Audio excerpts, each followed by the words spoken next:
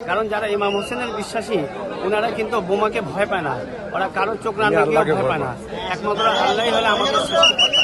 যখন এক আওয়াজ এলো, সময় শেষ যখন এক আওয়াজ এলো।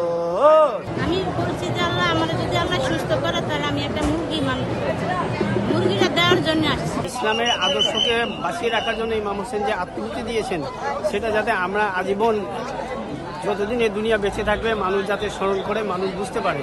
কিন্তু এক শ্রেণীর লোক আছে যারা কি এটাকে ভ্যানিশ করে দিতে চায়, কিন্তু না, আজকে দিনে সবাই জানে যে ইমাম হোসেনের উপর কোনো কথা নেই। শিয়া সুন্নি ভিন্নতা থাকতে পারে, কিন্তু ইমাম হোসেনের শোকে আমরা সবাই এক পথ একমত, কারণ আমরা আল্লাহ এক আল্লাহ এবং এক রসুলের বিশ্বাসী, এখানে কোনো দ্বিমত নেই। এই আজকের দিনে কি কি ধরনের নিয়ম পালন করতে হয়? হ্যাঁ, আজকের দিনে ওই আপনার শোক মিছিল হয়, তারপরে দুপুরে আবার ওই আপনার আজকে তো জুমার দিন, জুমার নামাজ হবে, তারপরে আবার দুপুরে এই আপনার খিচুড়ি খাওয়া হবে, এই সন্ধ্যার পরে আবার একটা মিলাদ হবে, মিলাদের পরে সেটা থেকে আবার এখানে সমাপ্তি হবে।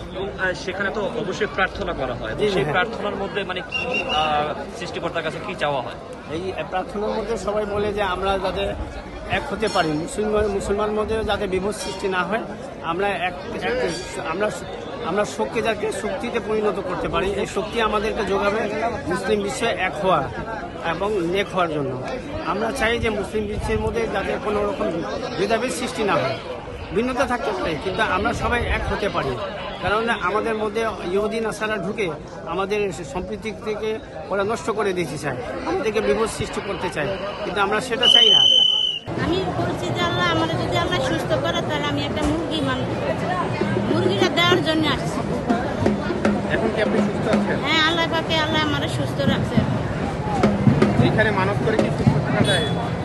মানে মানত করে আল্লাহ মাফ করে, গুছিলা তো হেলা, মানে হেলা গুছিলা আল্লাহ মাফ করে, অনেকেই মানত করে। এই মুরগিটা এখন আপনি কি করবেন? এই মুরগিটা আমি ডোলাতে দিয়ে দেবো। শূন্য একটা আর শুয়ে একটা। আমাদের ধর্ম আমরা পালন করতেছি, ওদের ধর্ম ওরা পালন করতে। আমরা চাই সবাই একত্র হোক, সবাই ভালোবাসুক। আসসালামু আলাইকুম। ইমাম হোসেনের আজকে এই সময়ে তিনি করবলায় শহীদ হয়েছেন, নবীজির নাতি, সেই হিসাবে তার মহব্বতে তো আমরা এখানে আসছি। আর তার উন্মতের জন্য তিনি কুরবানি দিতে। আজকের এই দিন সম্পর্কে দেশ জাতিকে দেওয়ার মতো বার্তা আছে কিনা? সবাই ভালো থাকুক, দেশের মানুষ আমরা ভালো থাকি, সবাই শান্তিতে থাকুক, এটাই আমরা। বিভেদের বিষয়ে কি বলবেন? কোনো বিভেদ চাই? বিভেদ নাই, এটা কোনো বাংলাদেশে কোনো বিভেদ নাই। যখন এক আওয়াজ এলো, সময় শেষ যখন এক আওয়াজ এলো, সময় শেষ যখন এক আওয়াজ এলো। অনুসারী আমার লো আখেরি সালাম, আয় আমার হুসেন, আয় আমার ইমাম, আয় আমার হুসেন, আয় আমার ইমাম।